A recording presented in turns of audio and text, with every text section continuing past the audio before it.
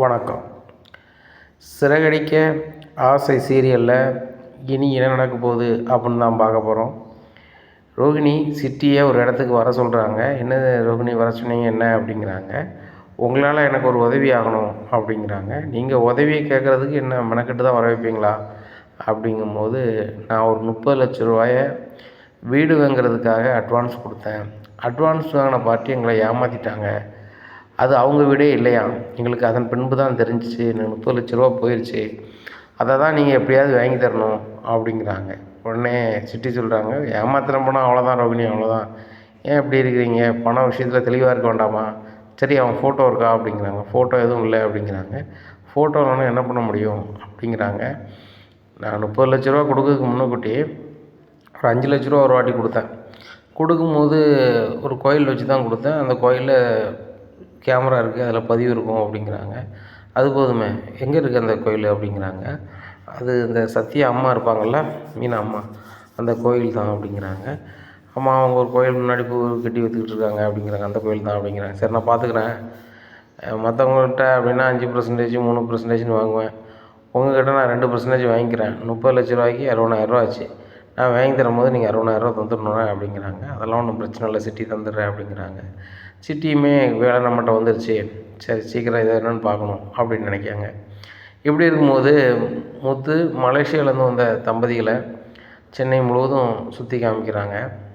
அப்போது அவங்க வீட்டம்மா ரொம்ப ஒரு மாதிரி இருக்கிறாங்க. அப்போ ஒரு கணவர் கேட்குறாங்க, அந்த மலேசிய ஜோடியில் உள்ளவங்க கேட்குறாங்க, ஏன் ஒரு மாதிரி இருக்க அப்படிங்கிறாங்க. ஏங்க, இன்றைக்கி நம்மளுக்கு 60வது கல்யாண நாள், நம்ம அதை மறந்துட்டு நம்ம பாட்டில் ஊர் பூரா சுற்றிட்டு இருக்கோம். நம்ம பசங்களோடு இருந்தால் ரொம்ப சந்தோஷமாக இருந்திருக்கோம். நம்ம 60வது பிறந்த நாளாக கொண்டாடுறதுக்கு யாருமே இல்லைங்க. அதை நினைக்கும் போது தாங்க கஷ்டமாக இருக்குது அப்படிங்கிறாங்க. உடனே ஆமாண்ணே, நம்ம அதை யோசிக்கலையே அப்படின்னு சொல்லிட்டு ரொம்ப ஃபீல் பண்ணிகிட்ருக்காங்க. அப்போ முத்து சொல்கிறாங்க, சார் கவலைப்படாதீங்க, உங்களுக்கு பையன் இல்லை, பேரம்பேத்தி இல்லைன்னு சொல்லிட்டு எல்லாமே நாங்கள் இருக்கோம். என் வீட்டம்மா வர சொல்கிறேன், உங்களுக்கு ஒரு கோயிலில் வந்து 60ஆம் கல்யாணம் பண்ணிடலாம் அப்படின்னு சொல்லிட்டு மீனாவை கால் பண்ணுறாங்க. மீனா, யாருமே இல்லாதவங்களுக்கு இந்த உலகமே உண்டு அப்படின்னு சொல்லுவாங்க. அதை மாதிரி மலேசியாவிலேருந்து வந்த தம்பதிகள் வந்து யாரும் இல்லை, என் பசங்கள்லாம் வெளியில் இருக்கிறாங்க, எங்களால் 60வது கல்யாணம் கொண்டாட முடியாது போலையே அப்படின்னு சொல்லி ஃபீல் பண்ணுறாங்க. நீ உடனே உங்கள் அம்மா ஒரு கோயில் முன்னாடி கடை வச்சுருக்கலாம், அந்த கோயிலுக்கு போ அப்படிங்கிறாங்க. வரேங்க அப்படின்னு சொல்லிட்டு மீனாவும் வந்துடுறாங்க. வந்து மீனா பூவுக்குலாம் கொடுத்து, ஐயா நீங்கள் கவலைப்படாதீங்க, என் வீட்டுக்காரர் நாங்களாம் இருக்கோம், உங்களுக்கு சொந்த பந்தமாக இருக்க, நீங்கள் கவலைப்படாதீங்க, நீங்கள் அப்படியே 60வது கல்யாணம் முடிச்சுட்டு எங்கள் வீட்டுக்கு வாங்க அப்படிங்கிறாங்க. உடனே சரிம்மா, ரொம்ப சந்தோஷமாக இருக்குது, டிரைவருங்கிறத தாண்டி உங்கள் வீட்டுக்கார பையன் நல்ல பையன், நல்ல மனசுள்ள பையன் அப்படிங்கிறாங்க. உடனே அப்படியா, சரியா அப்படிங்கிறாங்க. இப்படியா இருக்குது. இந்த சூழ்நிலையில் வந்து மாலை மாற்றிக்கோங்க அப்படிங்கிறாங்க. மாலையை மாற்றுறாங்க. மீனா ஃபோட்டோ எடுப்போம் அப்படின்னு சொல்லி ஃபோட்டோ எடுக்கிறாங்க. ஐயா, இவங்க மலேசியாவிலேருந்து வந்திருக்காங்க, இவங்களுக்கு நல்லா இது பண்ணுங்கள், அர்ச்சனை பண்ணுங்கள் அப்படி இப்படிங்கிறாங்க. அர்ச்சனைலாம் பண்ணுறாங்க, கோயிலெலாம் சுற்றி வராங்க.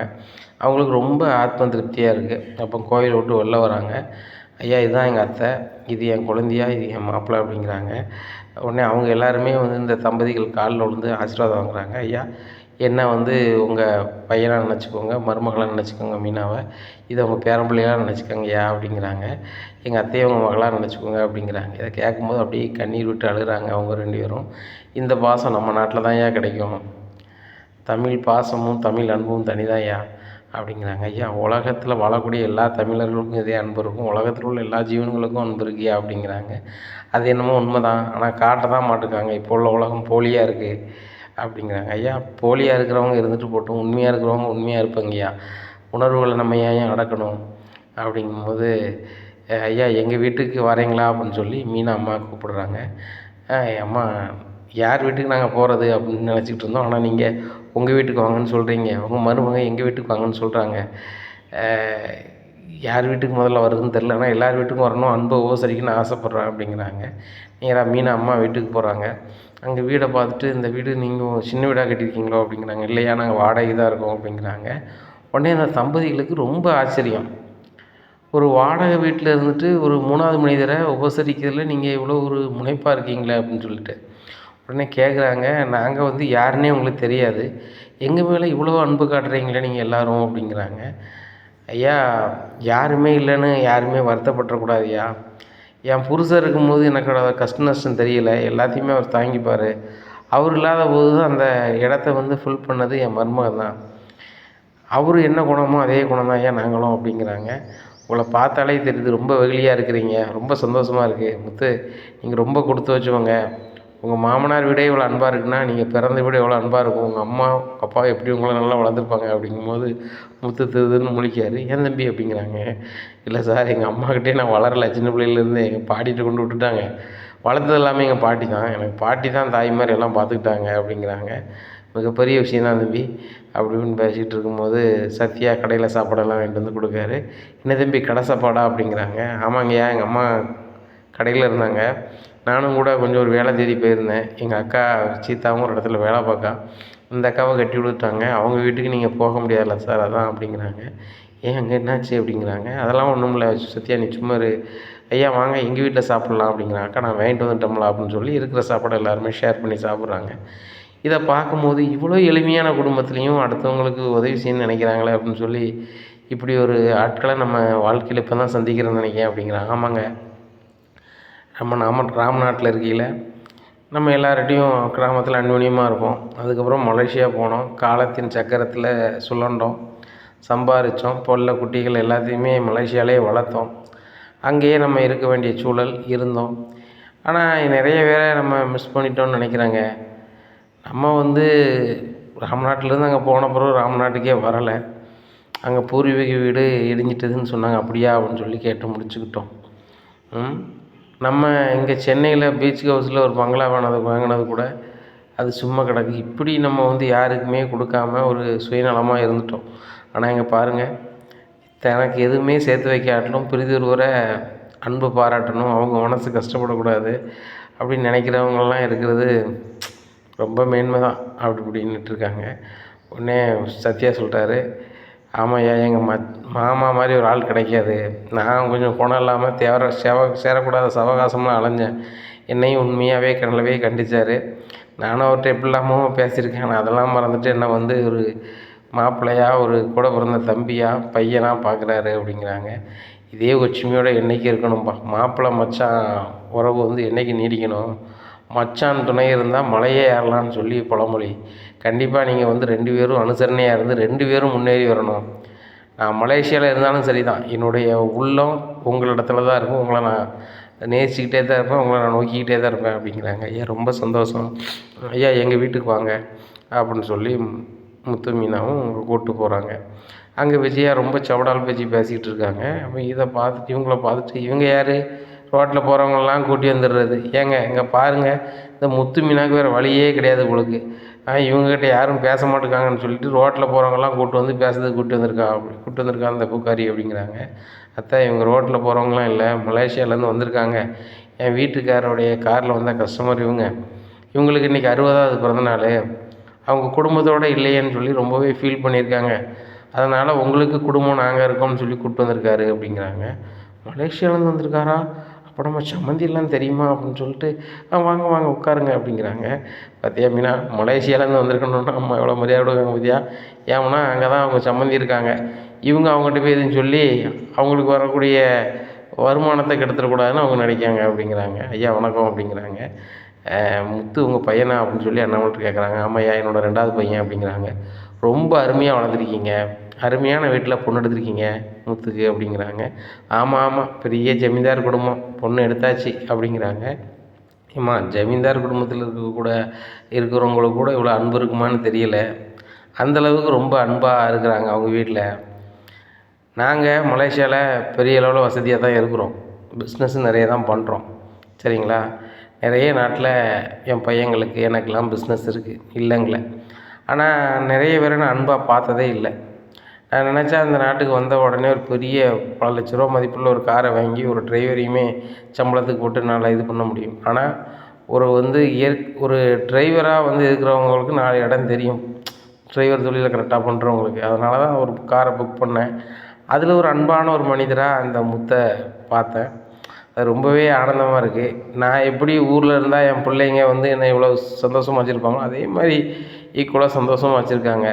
ரொம்ப இன்பமாக இருக்குது அப்படிங்கும்போது, ஐயா உங்களுக்கு மலேசியாவில் எல்லா இடமும் தெரியுமா அப்படிங்கிறாங்க. எல்லா இடமும் எனக்கு தெரியுங்க, நான் இங்கேருந்து மலேசியாவுக்கு போய் கிட்டத்தட்ட 35 வருஷம் ஆகிப்போச்சு. என் பசங்க எல்லாருமே அங்கே போன பிறகு தான் பிறந்தாங்க. அதுபோக அங்கேயே நான் குடியிருந்துட்டேன் வச்சுட்டேன் அப்படின்னு சொல்லி பேசுகிறாங்க. அப்படியாய்யா, சரி சரி நான் உங்ககிட்ட ஒன்று கேட்கணுய்யா அப்படிங்கிறாங்க. உடனே முத்துக்கு தெரியுது அவங்க சம்மந்தி பற்றி தான் கேட்பாங்கன்னு சொல்லிட்டு அப்படின்ட்டு, ஏம்மா அதெல்லாம் இருக்கட்டும், நம்ம வீட்டில் பூஜையை பண்ணிட்டு பண்ணோம், அவங்களுக்கு இன்றைக்கி 60வது பிறந்தநாள் அப்படிங்கிறாங்க. உடனே அண்ணாமலை பூஜை படத்துக்கு சாமி படத்துக்கு முன்னாடி பூஜை பண்ணி திருநீர்லாம் கொடுக்குறாங்க. அப்போ அண்ணாமலை வந்து அவங்க காலில் விழணும் அப்படின்னு சொல்லி அண்ணாமலை நினைக்கிறார். விஜயா அவங்க காலில் விழுந்து ஆசீர்வாதம் வாங்கிப்போம் அப்படிங்கிறாங்க. ஆசீர்வாதம் வாங்குறாங்க. உடனே உங்களுக்கு வயசு என்னையா ஆகுதுன்னு கேட்குறாங்க.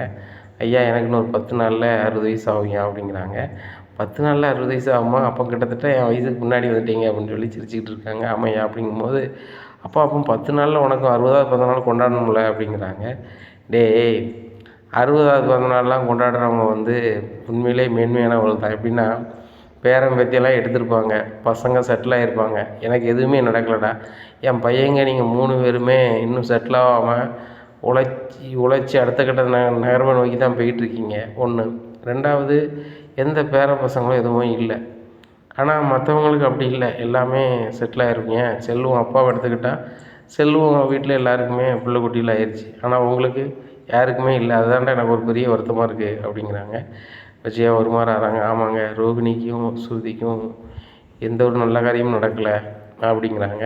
இதை கேட்ட அண்ணாமலை, ஆமாம் இப்போ கூட இந்த மீனாவை நீ வந்து ஏற்றுக்க மாட்டல மருமகளா அப்படிங்கிறாங்க. விஜயா முறைக்கிறாங்க அண்ணாமலையை.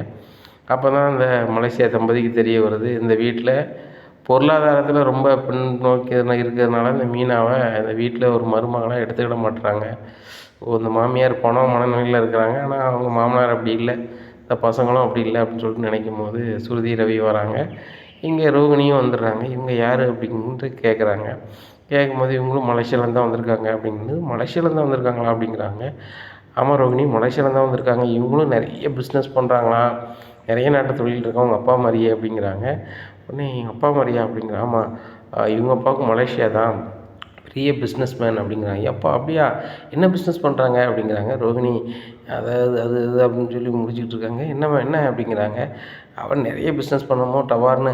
ஆமாம், பெரிய பெரிய நகைக்கடை, பெரிய பெரிய தங்கத்தில் பிஸ்னஸ் பண்ணுறாங்க அப்படிங்க. அப்படியா, தங்க பிஸ்னஸ் பண்ணுறாங்களா, அவங்க அப்பா பேர் அப்படிங்கிறாங்க. ரோகிணி சொல்லு அப்படிங்கிறாங்க. டவார்னு ஒரு பேரை சொல்லுறாங்க. அப்படியா, நான் கேள்விப்பட்டதில்லை. சரி நான் அவரை போய் பார்க்குறேன், பார்த்து உங்களுக்கு எதுவும் தகவல் சொல்லலாம் சொல்கிறேன் அப்படிங்கிறாங்க. அவரை நீங்கள் எப்படி பார்க்க முடியும் அப்படிங்கிறாங்க. உடனே ஏம்மா என்னாச்சு அப்படிங்கிறாங்க. அவர் ஒரு தப்பே செய்யலை, ஒரு இதில் உள்ளே இருக்கார் அப்படிங்கிறாங்க. ஐயோ பாவம், என்ன செஞ்சார் அப்படிங்கிறாங்க. ஒன்றுமே செய்யலைன்னு சொல்லி என் மருமக சொல்கிறா அப்படிங்கிறாங்க. அது எப்படிம்மா, ஒரு தப்பும் செய்யாமல் எப்படி உள்ளே வைப்பாங்க? நீங்கள் உங்கள் அப்பா எங்கே இருக்காங்க ஏது இருக்காங்கன்னு சொல்லி எனக்கு ஒரு எழுதி கொடுங்க பேப்பரில், அது என்னன்னு பார்க்குறேன், ஊருக்கு போன முதல் வேலையை பார்க்குறேன், என் வக்கீல்கிட்ட பேசிட்டு நான் சொல்கிறேன் அப்படிங்கிறாங்க. உடனே எழுதி கொடுக்குறீ அப்படிங்கிறாங்க. எழுதி கொடுக்குறேன் அப்படின்னு சொல்லிட்டு பேந்துக்கிட்டே போகிறாங்க. இங்கே முத்து பார்க்குறாரு, இந்த பொண்ணு உண்மையிலே அவங்க அப்பா அங்கே தான் இருக்காரா அப்படின்ற மாதிரிலாம் பார்க்குது அப்படின்னு சொல்லிட்டு இருக்கும்போது, இங்கே சிட்டி வந்து கோயிலில் வந்து அந்த பதிவை கேட்குறாரு. சார் இந்த தேதியில் எனக்கு தெரிஞ்சவங்க பணத்தை கொடுத்து ஏமாந்துருக்காங்க, அந்த கேமரா பதிவு வேணும் அப்படிங்கும்போது, இல்லை சார் வாய்ப்பு இல்லை, அதுக்கு வாய்ப்பே இல்லை அப்படிங்க. ஏன் சார் அப்படிங்கிறாங்க. சார் இனிய அந்நியமாக நினைக்காதுங்க, கோயிலுக்குள்ளேயே பூக்கடை போட்டிருக்காங்களே அவங்களாம் எனக்கு ரொம்ப தெரிஞ்சவங்க தான், சத்யாவோட ஃப்ரெண்டு தான் நான் அப்படிங்கிறாங்க. அதெல்லாம் இருக்கட்டும் சார், இந்த கோயிலில் அதெல்லாம் ரூல்ஸ் இல்லை. ஏன்னு கேட்டால் மீனாவே வந்து கேட்டாங்க, அதை கேமரா பதிவு வேணும்னு சொல்லிட்டு அப்படின்னு. மீனா கேட்டாங்களா அப்படிங்கிறாங்க. ஆமாம் கேட்டாங்க அப்படிங்கிறாங்க. ஓ, இந்த வேலையை 2 வேலையாக நடக்குதா அப்படின்னு சொல்லிட்டு, சார் உங்களுக்கு என்ன காசு வேணுமோ தரேன் அப்படிங்கிறாங்க. தம்பி நீங்கள் என்ன தப்பாக நினைச்சிங்கன்னு நினைக்கிறேன், நீங்கள் இடத்த காலி பண்ணுங்க, நான் தர முடியாது அப்படின்றாங்க. சிட்டி ரொம்ப கடுப்பில் போயிருந்தார். எப்படியாவது இந்த பதிவு எடுக்கணும் அண்ணா எடுத்துடலாண்ணே, நைட்டு அந்த பதிவு ஆகிருக்கு முன்னே அந்த மெமரி எடுத்துடுவோண்ணே அப்படிங்கிறாங்க. ரைட்டு, நம்ம மரியாதை கேட்டு பார்க்க தரல, நம்ம பார்த்துக்கலாம் அப்படின்னு சொல்லிட்டு போகிறாங்க. அப்போ அந்த கோயில் உள்ள நிர்வாகி வந்து மீனா அம்மாட்ட கேட்குறாங்க, ஏம்மா உங்களுக்கு தெரிஞ்சவங்க யாரோ சிட்டின்னு இருக்காங்களோ அப்படிங்கிறாங்க.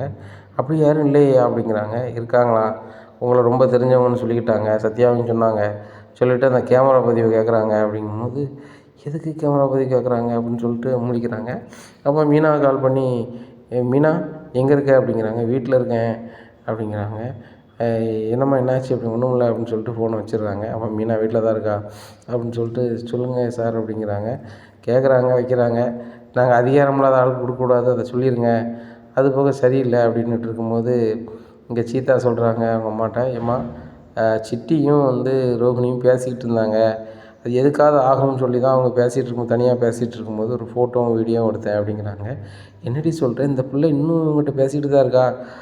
சிட்டிக்கும் மாப்பிள்ளைக்கும் ஆகாதுன்னு தெரிஞ்சு இந்த பிள்ளை பேச தான் செய்தா அப்படிங்கிறாங்க. ஆமாம், அக்காவும் மாமாவும் நினைக்கிற மாதிரி இந்த செல்லு வந்து சிட்டி தான் வந்து தம்பி வீடியோ வெளியிட்டிருக்கான்னு சொல்கிறாங்க. அதுக்கும் இந்த ரோகிணிக்கு ஏதோ தொடர்பு இருக்கும்னு நான் நினைக்கிறேம்மா அப்படிங்கிறேன்.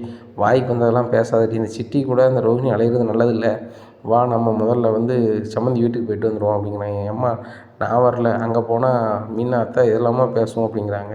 இங்கே பாரு, அவங்க நம்மளை என்னத்தையும் பேசிட்டு போகிறாங்க, அவங்க நம்ம சம்மந்தி, நம்ம குடும்பம், நம்ம குடும்பத்தில் உள்ளவங்க யாரும் நாளைக்கு பெரிய கஷ்டத்தை வந்துடக்கூடாது.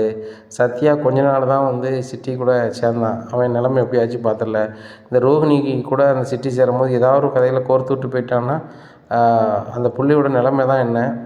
அவங்க அப்பா வேறு உள்ளே இருக்காங்க, இந்த பிள்ளைக்கு ஏதாவது ஆகிட்டுனா அது சரி வராது, நீ வா அப்படின்னு சொல்லி நேராக விஜயா வீட்டுக்கு போகிறாங்க. இங்கே விஜயா வீட்டில் அவர் மலேசியாக்காரன்னு சொல்லி பயங்கரமாக கவனிச்சிட்டு இருக்காங்க. இங்கே முத்துக்கு பயங்கர சிரிப்பு. கடைசியில் எங்கள் சம்மந்திட்ட எப்படியாவது தொடர்பு கொள்ளணும், நீங்கள் தான் எங்கள் சம்மந்தியை இங்கே வர வைக்கணும், எங்கள் சம்மந்தியில் உள்ள பணத்தெல்லாம் நீங்கள் தான் வாங்கி தரணும்னு சொல்லி கண்டிப்பாக அம்மா பேச தான் போகிறாங்க. அந்த வாய்ப்புக்கு தான் சாப்பாடு சரிங்களும் அம்மா பண்ணிக்கிட்டு இருக்காங்க அப்படின்னு சொல்லி நினச்சிட்டு இருக்காரு முத்து. இப்படி இருக்கும்போது இங்கே சந்திரா வராங்க. வந்தோடனே, என்ன உங்களையும் உங்கள் வர சொல்லியிருக்காளோ அப்படிங்கிறாங்க. சம்மந்தி நான் உங்களை தான் பார்க்க வந்தேன் அப்படிங்கிறாங்க. என்ன பார்க்க வந்தீங்களா அப்படிங்கிறாங்க. ஆமாம் உங்களை தான் பார்க்க வந்தேன், இந்த ரோகிணி எதுக்கு சிட்டி கூட இறந்துக்கிட்டு இருக்கா, நீங்கள் அதை சத்தம் போடலாம்ல, சத்யா வந்து சிட்டி கூட சேர்ந்து இப்படி பண்ணிட்டா நீங்கள் என்னெல்லாமோ பேசுனீங்களே அப்படிங்கிறாங்க. என்ன வாய்க்கு வந்தெல்லாம் பேசிகிட்டு இருக்கீங்க, என்ன இதெல்லாம் நாடகம் போட்டுட்ருக்கீங்களா அப்படிங்கிறாங்க. உடனே சீதா சொல்கிறாங்க, அத்தை இந்த நாடகம் போட வேண்டிய அவசியம்லாம் எங்களுக்கு கிடையாது அத்தை, சிட்டி கூட தான் வந்து ரோஹிணி லாந்திட்டுருக்காங்க அப்படிங்கிறாங்க. உடனே ரோஹிணி இங்கே வா அப்படிங்கிறாங்க. உடனே சீதாவும் அவங்க அம்மாவும் வந்து ஏதோ சொல்கிறாங்க, நீ சிட்டி கூட பேசுகிற வைக்கிற, ஒரு இடத்துல நின்று தனியாக பேசிக்கிட்டு இருந்த அப்படி இப்படின்னு சொல்கிறாங்க அப்படிங்கிறாங்க. அத்தை இவங்க தேவையில்லாமல் இதெல்லாமா சொல்கிறாங்க அப்படிங்கிறாங்க. தேவையில்லாமலாம் சொல்லலை ரோகிணி, எல்லா ஆதாரத்தோடு தான் சொல்கிறேன், இந்த செல்லில் பாருங்கள் அப்படின்னு சொல்லி வீடியோ காமிக்கிறாங்க. உடனே வீடியோவை பார்த்துட்டு விஜயா ரொம்ப கடுப்பாகிறாங்க. இது மட்டும் இல்லை அத்தை அப்படின்னுட்டு இருக்கும்போது, சீதா நீ இரு நான் பேசிக்கிறேன், சம்மந்தி உங்கள் மருமக சிட்டி கூட லாந்தது அது நல்லதுக்கு இல்லை, அதுபோக அந்த சிட்டி ரொம்ப விளங்காதவன், அவன் ஏகப்பட்ட தப்பு பண்ணுறான், சத்யா அவங்ககிட்ட கணக்கெழுத வேலை பார்த்ததுக்கே ஏகப்பட்ட உரி ஆயிடுச்சு அப்படிங்க. ஆமாம் கணக்கெழுத வந்தானே ரோட்டில் போகிறோம் பேக்க அத்துட்டு போகிறோம் அப்படிங்கிறாங்க. சம்மந்தி அது நடந்த கதை, ஆனால் இந்த ரோகிணி வந்து ஏதாவது ஒரு கதையில் மாட்டிக்கூடாதுன்னு தான் வந்து சொல்கிறேன், தவிர்த்து எங்களுக்கு எந்த லாபமும் கிடையாது, நம்மளாம் ஒரே குடும்பம் தான் சொல்லிக்கிட்டு இருக்கேன் அப்படிங்க. ஆமாம் ஒரே குடும்பம் தான் அப்படி இப்படின்ட்டு இருக்கும்போது, அது மட்டும் இல்லை சம்மந்தி, கோயில் உள்ள கேமரா பதிவில் உள்ள பதிவை வந்து சிட்டியிட்ட சொல்லி வேங்க சொல்லியிருக்காங்க இந்த ரோகிணி, அதை என்னென்னு கேளுங்க அப்படின்னு சொல்லிட்டு 2 பேரும் கிளம்பி போயிடுறாங்க. இங்கே விஜயாவுக்கு சரியான கடுப்பு. ரோகிணி நீ என்ன நினச்சிட்ருக்க, நீ எப்படி வந்து சிட்டியை வந்து கேமரா பதிவு வாங்க சொல்லலாம், நீ தானே சொன்ன இந்த முத்து மீனாவும் எதுவும் செஞ்சாங்கன்னா அவங்க சொல்லி காமிப்பாங்க, அதனால் வந்து நான் வந்து பார்த்துக்கிறேன்னு சொன்னேன், இப்படி இந்த சிட்டியை அனுப்பி கேமரா பதிவை கேட்டிருக்கேன் அப்படிங்கிறாங்க. இல்லை இல்லை ஆண்டி, அந்த சிட்டிக்கு வந்து தப்பு செய்கிறவங்க எல்லாருமே தெரியும், திருடங்கையிலேயே சாவி கொடுத்தா சரியாக இருக்குமேன்னு தான் பார்த்தேன் அப்படிங்கிறாங்க. வாயை மூடு, அதை எப்படி செய்யணுமோ அப்படி தான் செய்யணும் அப்படின்ட்டு இருக்கும்போது முத்து சொல்கிறாரு, மீனா நான் சொல்லலை, இந்த பிள்ளை சரியான திருடலங்கடி அப்படின்னு சொல்லிட்டு அப்படிங்கிறாங்க. இந்த சூழ்நிலையில் மீனா வீட்டு வாசலில் 2 வயசானவங்க நிற்கிறாங்க. அதை பார்த்துட்டு, ஏங்க யாரோ இந்த முத்து மீனாவும் தேடி வந்திருக்கான் பாருங்கள் அப்படிங்கிறாங்க. உடனே ஐயா வாங்க அப்படின்னு சொல்லி முத்து மீனாவும் கூப்பிட்றாங்க. ஆகா மலேசியாக்கார் வேறு இருக்கார், நம்ம எதுவும் பேசினா சங்கடமாக பெருமை அப்படின்னு சொல்லிட்டு கோவத்தை அடக்கிக்கிட்டு இருக்காங்க. ரோகிணி உனக்கு நான் பிறகு பேசிக்கிறேன் அப்படின்னு சொல்லிட்டு, நீங்கள் யாருங்க அப்படிங்கிறாங்க. நான் முத்து மீனாவும் பார்க்க வந்தோம், அவங்க தாத்தா பாட்டி அப்படிங்கிறேன். எங்களுக்கு தெரியாத தாத்தா பாட்டி யார் அப்படிங்கிறாங்க. இன்றைக்கி சாப்பாடு கொண்டு வரோம் நாங்கள் வந்து இல்லை இன்னொரு இடத்துக்கு போகிறோன்னு சொல்லணுன்னு தான் வந்தோம். முத்து ஒரு செல்ஃபோன் ஒன்று கீழே கிடந்துச்சு, இந்த செல்லை வந்து இப்போது யாருன்னு எனக்கு அவங்களுக்கு தெரியல, ஒரே ஒரு நாள் தான் வந்தாங்க, இந்த செல்லு யாருன்னு கண்டுபிடிச்சி கொடுத்துருப்பா, அதை கொடுத்துட்டு போக தான் வந்தோம்னு சொல்லி செல்லை கொடுத்துட்றாங்க. ஆஹா இது முத்து செல்லா அப்படின்னு சொல்லி ரோகிணி முழிக்காங்க. இது ஏன் செல்லாங்க அப்படிங்கிறாங்க. முத்து உங்கள் செல்லா அப்படிங்கிறாங்க. ஆமாம் தாத்தா பாட்டி, நான் செல்லு தொலைஞ்சி போச்சு சொன்னாலும் அந்த செல்லு தான், வாங்க நல்ல நேரம் தான் வந்திருக்குங்க சாப்பிடுங்க அப்படின்னு சொல்லிட்டு அவங்க கூட சாப்பிட்றாங்க. உடனே இந்த மலேசிய தம்பதிகளை பார்த்து இது யாருப்பா அப்படிங்கிறாங்க. இவங்களும் எங்கள் தாத்தா பாட்டி தான், நீங்களும் எங்கள் தாத்தா பாட்டி தான் சொல்லி சிரித்து பேசிக்கிட்டு இருக்காங்க. இப்படியா இருக்குது. இந்த சூழ்நிலையில் வந்து சாப்பிட்டு அவங்க கிளம்பி போயிடுறாங்க. இந்த செல்லு எடுத்து நோண்டி பார்த்துட்டே இருக்கும்போது ரோகிணி ஃபோட்டோவும் வித்யா ஃபோட்டோவும் அதில் இருக்குது. ஒன்று. 2வது ரோகிணி செல்லுக்கு இங்கே உள்ள வீடியோலாம் அனுப்பியிருக்கு. இதை பார்த்தோன்னே கடுப்பாயிடுறாரு முத்து. எப்பா அந்த செல்லை பாருப்பா அப்படிங்கிறாங்க. என் செல்லில் எப்படிப்பா வித்யா ஃபோட்டோவும் ரோகிணி ஃபோட்டோவும் வந்துச்சு, அதுவும் செல்ஃபி. அதுபோக என் செல்லிருந்து வீடியோ ரோகிணி செல்லுக்கு தான் அனுப்பியிருக்கு. ரோகிணி செல்லுக்கு தான் அனுப்பியிருக்காங்க அப்படின்னா எப்படி இது வெளியே வந்துச்சு அப்படிங்கும்போது எல்லாருமே முழிக்கிறாங்க. உடனே முத்து அவங்க முதல்ல ரெஸ்ட் எடுத்து வச்சுட்டு நம்ம பேசலாம் அப்படின்னு சொல்லிட்டு அண்ணாமலை ரூமில் அந்த மலேசிய தம்பதிகளை ரெஸ்ட் எடுக்க வைக்கிறாங்க. உடனே விஜயா எல்லாருமே வந்து கூடி இருக்கிறாங்க. ரோகிணி திருதுன்னு முழிச்சிட்ருக்காங்க. ரோகிணி முத்து செல்லேருந்து எப்படி வீடியோ உனக்கு வந்துச்சு அதை சொல்லு அப்படிங்கிறாங்க. ஆண்டி அப்படி எப்படி போச்சு அதை சொல்லு அப்படிங்கிறாங்க. நீ எதை ஏண்டத்தானே முதல்ல சொல்லியிருக்கணும், நீ சிட்டிகிட்ட அனுப்புறதுக்கு முன்னாடி ஏண்டத்தானே சொல்லியிருக்கணும் அப்படிங்கிறாங்க. உடனே இல்லை ஆண்டி, நான் உங்கள்கிட்ட சொல்லியிருந்தேன் அங்கிள் வந்து கண்டிப்பாக வந்து இதை வந்து சாதாரணமாக்கியிருப்பாங்க. அதனால் சிட்டிகிட்ட சொல்லி வந்துச்சுன்னா பெருசாகிடும். பெருசானால் அந்த மீனா தம்பி தான் தப்பு செஞ்சவங்கன்னு எல்லோரும் தெரியும்ல, அதுக்கு தான் அப்படிங்கிறாங்க. ஏன் ரோகிணி நீங்கள் எந்த தப்புமே செய்யலையா அப்படிங்கிறாங்க. உடனே என்ன மீனா வாய்க்கு வந்தாலாம் பேசுகிறீங்க, அந்த சிட்டியை அனுப்பினா கேமரா பதிவை கேட்டதுக்கு நான் பெரிய தப்பு பண்ணிட்டேனா அப்படிங்கிறாங்க. உடனே அந்த சிட்டியே தப்பானவன் தான், தப்பானவங்ககிட்ட பேசுகிறவங்க எல்லாருமே தப்பானவங்க தான் சரிங்களா அப்படிங்கிறாங்க. உடனே மீனா உங்கள் சைடில் காற்றடிக்க அதனால் நீங்கள் பேசிகிட்ருக்கீங்க, எல்லாமே ஒரு லிமிட்டு தான் அப்படி இப்படின்னு இருக்கும்போது மனோஜ் சொல்கிறாரு, வாயை மூடு ரோகிணி, வாய்க்கு வந்தெல்லாம் பேசிகிட்டு இருக்காத, நீ எப்படி சிட்டிட்டு கொடுத்து இது பண்ண சொல்லலாம், நான் தான் சொன்னேனே முத்து மீனாவே கண்டுபிடிக்கட்டும் வேலையை பாருங்கும்போது என்ன சொன்னேன், அதுக்கு ஒரு ஆள் இருக்குன்னு தான் ஆளா அப்படிங்கிறாங்க. எங்கள் ரோகிணி சொல்கிறாங்க, எனக்கு வேறு ஆள் தெரியல, அவரை வச்சா சீக்கிரம் ரெடி பண்ணிக்கலாம் தான் பண்ணேன் அப்படிங்கிறாங்க. அவனே ஒன்றா நம்ம ஒரு தெல்ல மாதிரி பையன், அந்த பையன் எந்த கதையில் மாட்ட போகிறானோ அவங்க வச்சு இவங்க கண்டுபிடிக்கிறாங்களே, ஏன் செல்லேருந்து எதுக்கு வீடியோ அனுப்புங்க, அதுக்கு விட சொல்லுங்கள் அப்படிங்கிறாங்க. உடனே முத்து உங்கள் மச்சினன் தப்பு செஞ்சாங்க, அதனால தான் நான் வந்து சொன்னேன் வச்சேன் அனுப்புனேன் வச்சேன் அப்படி அப்படிங்கிறாங்க. அப்படியா மீனா நான் போலீஸ் ஸ்டேஷன் வரைக்கும் போய்ட்டு வரேன் அப்படிங்கிறாங்க. எதுக்குங்க அப்படிங்கிறாங்க. இல்லை என் செல்ஃபோனை காங்கலன்னு நான் பெட்டிஷன் கொடுத்துருப்பேன், செல்ஃபோன் வந்துட்டு எப்படி போச்சு, யாருக்கு போச்சு இந்த செல்ஃபோனு, அதுபோக இவங்க செல்ஃபி எப்படி வந்துச்சுன்னு எல்லாமே தெரியணும்ல அப்படிங்கிறாங்க. உடனே ஆகா போலீஸ் விசாரிச்சிங்கன்னா ரொம்ப மாட்டிக்கிடுமே அப்படின்னு சொல்லிட்டு முத்து நான் தான் எடுத்தேன் உங்கள் செல்லை, தவிர்க்க முடியாமல் வந்து அந்த வீடியோக்காக தான் எடுத்தேன், மற்றபடி உங்கள் செல்லை நான் எதுவுமே செய்யலை அப்படிங்கிறாங்க. சரி எடுத்தீங்களே செல்லை என்கிட்ட கிடைக்கிற மாதிரி பண்ணியிருக்கணும்ல, பெட்டிஷன் அங்கே இருக்குது என்ன செய்ய போகிறீங்க அப்படிங்கிறாங்க. ஆண்டி சொல்லுங்கள் ஆண்டி அப்படிங்கிறாங்க. ஏய் உன் மச்சினை செஞ்சுருக்காண்டா அதனால தான் செஞ்சுருக்கா அப்படிங்கிறாங்க. ஏம்மா எல்லாத்தையும் உங்கள் பணக்கார மருமகளுக்காக மொழிவிட்டே இருக்காதீங்க, என்ன இக்கட்டான சூழ்நிலை வரும்போது உங்கள் மருமகள் ரொம்ப சங்கடப்படுவாங்க.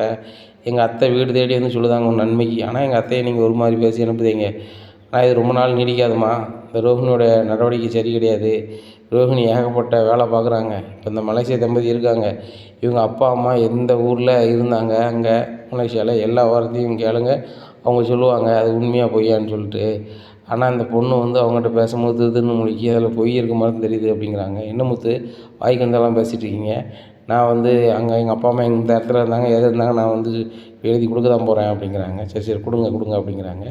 இங்கே ரூமுக்குள்ளே போய் மலேசியாவில் எந்தெந்த இடம் இருக்குது எது தலைநகர் எல்லாத்தையுமே வந்து நெட்டில் பார்த்துட்டு தான் ரோகிணி எழுதியிருக்காங்க. இந்த இடத்துல தான் எங்கள் வீடு இருக்குது அப்படி இப்படின்னு சொல்லிட்டு எழுதிடுவோம். அதுபோக வந்து நாங்கள் ஆரம்பத்தில் வாழ்ந்தது இந்த ஊர் அந்த ஊருன்னு சொல்லி அங்கே உள்ள கிராமத்தெல்லாம் எழுதி வச்சுருக்காங்க. அப்போ அந்த மலேசியா திரும்ப ரெஸ்ட் எடுத்து வெளியே வராங்க. வந்துட்டு இதுதான் வந்து ரோஹினியோட அப்பா பேர், ரோஹினி அப்பாவும் அம்மாவும் இங்கே தான் வாழ்ந்துருக்காங்க, எங்கள் அப்பா வந்து இந்த இடத்துல உள்ள இருக்காராம் அப்படிங்கிறான். அப்படியா சரி ரைட். அங்கே போனதுமே அங்கே போய் அவரை பார்த்துட்டு என்ன உங்கள் பொண்ணை பார்த்தேன், உங்கள் பொண்ணோட குடும்பத்தில் எல்லாரையும் பார்த்து பேசினேன், ரொம்ப அன்பானவங்களாக இருக்காங்க, உங்கள் பொண்ணும் கொஞ்சம் கஷ்டப்படுது நல்லா பண்ணுங்க அப்படின்னு நான் சொல்லிடுறேன், கவலைப்படாதீங்க அப்படிங்கிறாங்க.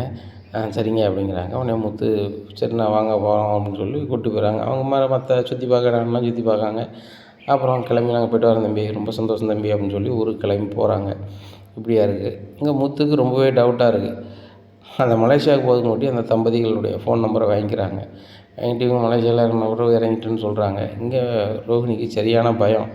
இவங்க மலேசியாவில் போய் அதை விசாரித்து பார்த்துட்டு அப்படி ஒரு ஆளே இல்லை, உள்ளே யாருமே இல்லைன்னு சொல்லிட்டா என்ன பண்ணுறதுன்னு ஒன்றும் புரியலையே அப்படின்னு சொல்லி நினச்சிட்ருக்காங்க.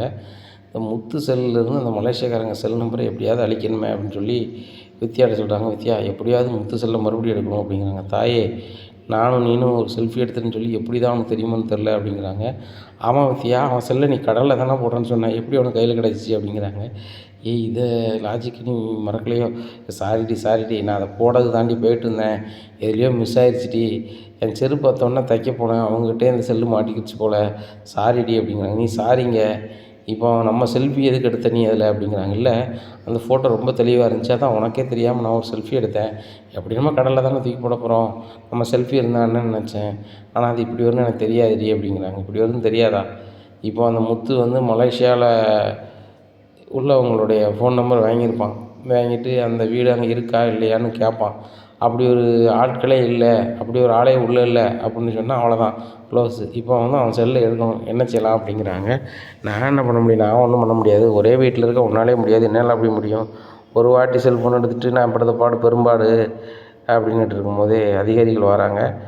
ஏம்மா செல்ஃபோன் கிடச்சிட்டுன்னு சொல்லி வந்து அந்த முத்து சொல்லிட்டாரு சரிங்களா, பெட்டிஷன் மேல் நடவடிக்கைகள் வேண்டாம்னு சொல்லிட்டாரு. ஆனால் நீங்கள் இதுக்கு வரைக்கும் எந்த செல்லாம் எடுத்துக்கிங்கன்னு தெரியணும், முதல்ல ஸ்டேஷனுக்கு வாங்க அப்படிங்கிறாங்க. சார் அதான் முத்து வந்து செல்லு வந்து கிடச்சிட்டுன்னு சொல்லிட்டாரே, எடுத்தவங்க தெரிஞ்சவங்க தான் சொல்லிட்டார்ல, விட்டுடலாம்ல அப்படிங்க. இல்லைம்மா அப்படி விட முடியாது, அதிகாரி உங்களை கூப்பிட்றாங்க அப்படிங்கிறாங்க. இங்கே ஸ்டேஷனுக்கு போகிறாங்க. ஸ்டேஷனுக்கு போனோடனே